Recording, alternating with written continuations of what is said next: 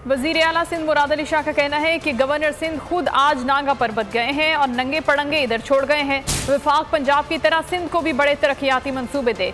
Governor Sindh के खत को वेलकम करता हूँ। उन्होंने विफाक की तरफ से मदद का यकीन दिलाया है। तकरीब से खिताब में मजीद कहा कि सुप्रीम कोर्ट ने नस्ला टावर गिराने का हुक्म दिया। उम्मीद है कोई ऐसा हल निकलेगा जिससे लोग बेघर न हो। मुल्क में कोरोना वैक्सीन की कमी हो गई है। पता नहीं 26 अरब रुपए की कोरोना वैक्सीन कहाँ गई। वैक्सीन की सप्लाई का जिम्मा वफाकी हुकूमत के पास है। वैक्सीनेशन जो भी है चारों सूबों में, किसी सूबे ने वैक्सीन नहीं खरीदी है।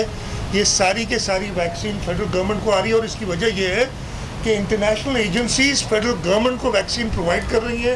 अनफॉर्चुनेटली पूरे पाकिस्तान में वैक्सीन की आज से कोई 3-4 दिन पहले से शॉर्टेज हो गई है और जो कहा गया था कि फ़िक्र ना करें, हमने तो अपनी वैक्सीनेशन, हमने अपना टारगेट रखा हुआ है कि 2 लाख वैक्सीनेशन हम रोज़ाना करें। वैक्सीन की सप्लाई का जिम्मा फेडरल गवर्नमेंट ने लिया हुआ है और इसलिए लिया हुआ है कि जैसे मैंने आपको बताया वैक्सीन मिली उन्हीं को रही है।